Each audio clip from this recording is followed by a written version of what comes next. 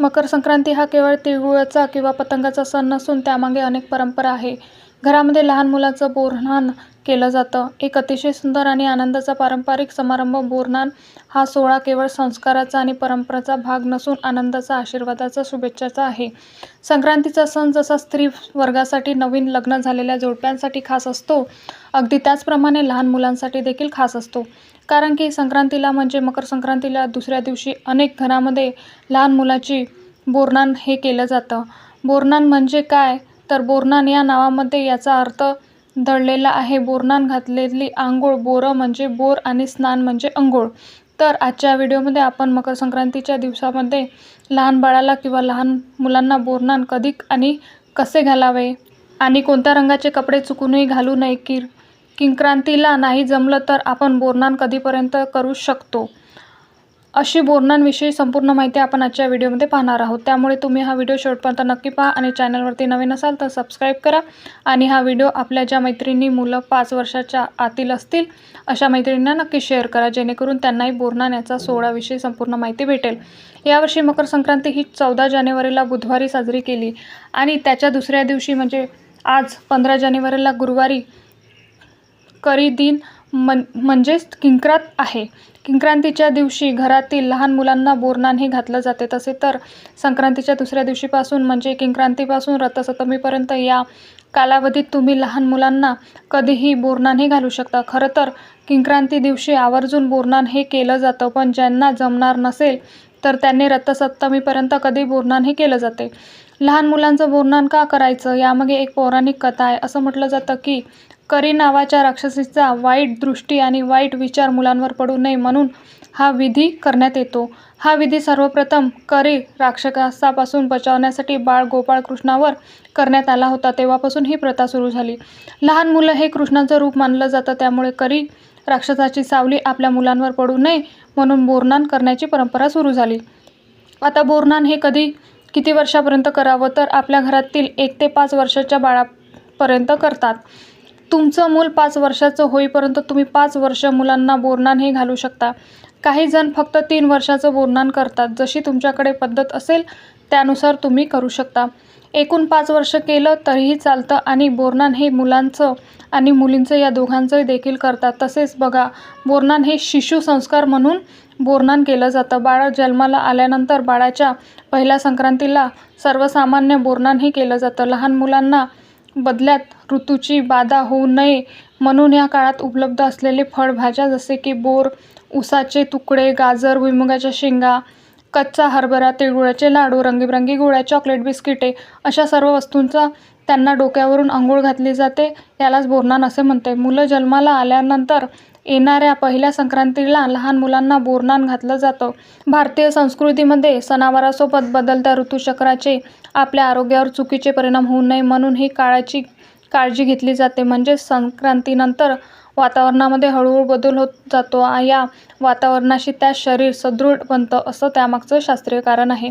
बोरन्हाण बदलत्या ऋतूचा त्रास होऊ नये आणि ऋतूमधील फळे त्यांनी खावीत म्हणून हा विधी केला जातो. आता बोरन्हाण हे कधी घालावं, तर बघा, बोरन्हाण हे तुम्ही शक्यतो दुपारनंतर घालावं. संध्याकाळी तुम्ही 4, 5, 6, 7 वाजता तुम्ही मुलांना बोरन्हाण हे घालू शकता. तर ज्या दिवशी आपल्याला बाळाला बोरन्हाण घालायचं आहे त्या दिवशी सायंकाळी आपल्या परिसर स्वच्छ करावा, दारामध्ये छानशी रांगोळी काढावी, आजूबाजूच्या सर्व लहान मुलांना बोलवावे. तसे काही स्त्रियांना देखील तुम्ही बोलवू शकता. 5 किंवा 7 सुवासिनी बोलायचे आहे. आपल्या बाळाला औक्षण करायचं आहे. तसेच घरामध्ये मोठी चटई, सतरंजी वगैरे काहीतरी अंथरायचं आहे. त्यावरती एखादं पाट किंवा चौरंग ठेवायचं आहे आणि त्यावर उत्सव मूर्तीला बसवायचं आहे. म्हणजे ज्या बाळाला आंघोळ घालायची आहे, बोरन्हाण घालायचं आहे, त्या बाळाला त्या पाटावरती किंवा चौरंगावरती बसवायचं आहे. त्यापूर्वी तुम्ही बाळाला रंगाचे कपडेही घालायचे आहे. बघा, मुलगा असेल तर त्याला रंगाचे झबले किंवा सदरा घातला जातो, तर मुलीला रंगाचा खणाचे परक, पोलके किंवा फ्रॉक घातला जातो. मुकुट वगैरे असं लावले जाते. मुकुट, हार, मुलींना बाळ, पैंजण, बांगड्या असे घालावे. हलव्याचे दागिने बाजारामध्ये सहज उपलब्ध असते, तर ते दागिने आपल्याला घालायचे आहे. या शृंगारामुळे, या दागिन्यामुळे बालमूर्ती अधिकच खुलून दिसते. म्हणजेच आपलं बाळ हे अधिकच खुलून दिसतं. आपल्या बाळाला पाटावर किंवा चौरंगावर बसवायचं आहे. पण जर बाळ अधिकच लहान असेल तर 6 महिन्याचं किंवा त्याच्या आतील वर्षाचं बाळ असेल तर ते बसू शकत नसेल तर त्या बाळाला घरातील कोणीही मांडीवर घेऊन बसू शकतं. तुम्ही पुढील वर्षीपासून म्हणजेच पुढील संक्रांती पण तुम्ही बोरनान हे घालू शकतात. बाळ खूप लहान असेल तर त्याला त्रास होऊ शकतो. मुलं रडतात त्यामुळे अगदी 5 वर्षाचं होईपर्यंत आपण बोरनान घालू शकतो. उत्सव मूर्ती म्हणजे आपलं बाळ बोरनान तयार झाल्यावर त्या मुलाला पाटावर बसवायचं आहे. बाकीच्या लहान लहान मुलांना त्याच्या भोवती गोल करून बसायचं आहे. कारण जेणेकरून आपण मुलांना ज्या साहित्याने अंघोळ घातली तर ते साहित्य त्यांना खाली पडेल सहज वेचता येईल. तसेच आपण ज्या काही स्त्रियांना बोलवणार असतील त्यांच्या बाळाला औक्षण करायला सांगायचं आहे. आणि बोरनान पण आपण आधीच तयारी करून ठेवायची आहे. आता बोरनान म्हणजे काय तर बघा, जसे की चुरमुरे, उसाचे तुकडे, गाजराचे तुकडे, भुईमुगाच्या शेंगा, बोर, तिळगुळ, तिळगुळाचे लाडू किंवा तिळगुळाच्या रेवड्या, रंगीबेरंगी गोळ्या, बिस्किटे, हरभरा, चॉकलेट या सर्व गोष्टी समावेश केला जातो. आणि सर्व तयारी तुम्ही आधीच करून ठेवू शकता. एखादं साहित्य नसेल देखील चालू शकते. आणि अशा प्रकारे सर्व बोरनानाची तयारी झाल्यानंतर आपल्या बाळाच्या डोक्यावरती, म्हणजे आपल्या जे बाळ आहे, आपले जे बालक आहे त्या बोरनानासाठी बसलेले आहे तर त्याच्या डोक्यावर एखादी रुमाल किंवा टोपी घालायची आहे. आणि मग डोक्यावरती तुम्हाला ते बोरनान घालायचं आहे. आपल्या घरातील मोठ्या व्यक्तींनी म्हणजे आपली आई, आजी, काकू यांनी बाळाच्या डोक्यावरती एखादं पेल्याने किंवा ग्लासने किंवा काही ठिकाणी माप चिकट याने सर्व साहित्य डोक्यावरती टाकतात, म्हणजे त्यांची आंघोळ घालतात. तर तुमच्या भागात जशी पद्धत आहे त्यानुसार तुम्ही करू शकता. आणि ही माहिती झाली सर्व बोरनान विषयी. आता बाळाला या दिवशी कोणत्या रंगाचा ड्रेस किंवा कोणत्या रंगाचे कपडे घालू नये. तरी आपल्याला सर्वांना माहीत आहे की यावर्षी संक्रांत ही पिवळ्या रंगावर आलेली आहे. आणि आपल्याकडे अगदी पूर्वीपासून अशी पद्धत, एक परंपरा चालली आहे की संक्रांतीने ज्या रंगाचे वस्त्र परिधान केलेले असतं ते रंग आपण संक्रांतीला वर्ज करायचं असतं. तर यावर्षी संक्रांती पिवळ्या रंगावरती आलेली आहे, त्यामुळे आपल्याला यावर्षी पिवळ्या रंगाचे कपडे बाळाला अजिबात घालायचे नाही आहेत.